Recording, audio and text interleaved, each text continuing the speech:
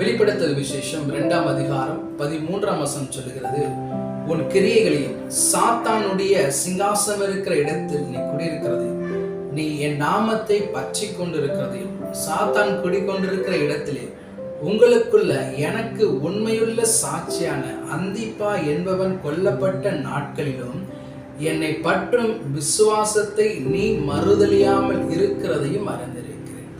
வேதம் சொல்லுகிறது, அவர் நாம் கிரியைகளையும் அவர் நாமத்தை நாம் பற்றி கொண்டிருக்கிறதையும் உண்மையுள்ள சாட்சியா இருந்த அந்திபா கொல்லப்பட்ட அந்த நாட்களிலும் அவரை பற்றுகிற விசுவாசத்தை மறுதலியாமல் இருக்கிறதையும் அறிந்திருக்கிறேன் என்று சொல்றார். இந்த இடத்துல நான் வாசிக்கும் போது ஆண்டவர் நம்முடைய தேவ பக்தியினுடைய வைராக்கியத்தை அறிந்திருக்கிறவராய் இருக்கிறார். நம்ம ஆண்டவருக்குள்ள எப்படிப்பட்ட வைராக்கியம் உள்ளவர்களாய் இருக்கிறோம், எல்லா சூழ்நிலையிலும் எதிர்ப்புகள் மத்தியிலும் அவருக்காய் நம்ம இருக்கிற அந்த வைராக்கியத்தை, தேவ பக்தியினுடைய வைராக்கியத்தை கர்த்தர் அறிந்திருக்கிறவராய் இருக்கிறார். இந்த பெர்கமு சபைக்கு கர்த்தர் அப்படிதான் தன்னை வெளிப்படுத்துகிறவராய் இருக்கிறார்.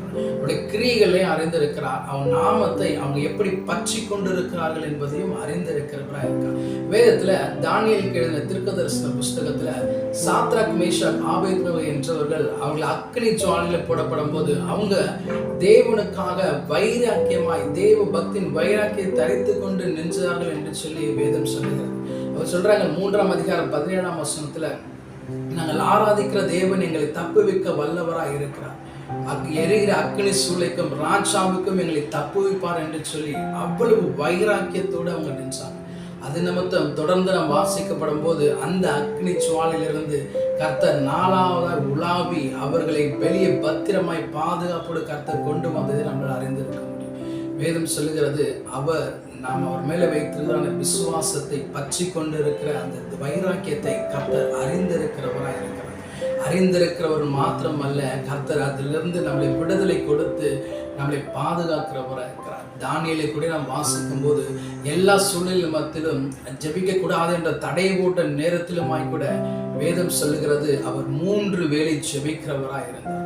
அதே நேரத்துல அவர் சிங்க குகையில போடும்போது கூட அவருடைய வைராக்கியம், அவருடைய தேவன் மேல இருக்கிற பற்ற ஒரு நாளும் குறைந்து போகவில்லை. சாத்ராக் மேஷாக் ஆபேத்நேகோவை பாதுகாத்து வழிநடத்தினவர், தானியேலை பாதுகாத்து வழிநடத்தினவர்.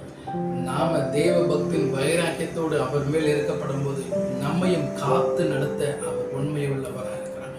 கர்த்தர் இந்த வார்த்தை நிமித்தம் நம்மை நடத்தும்.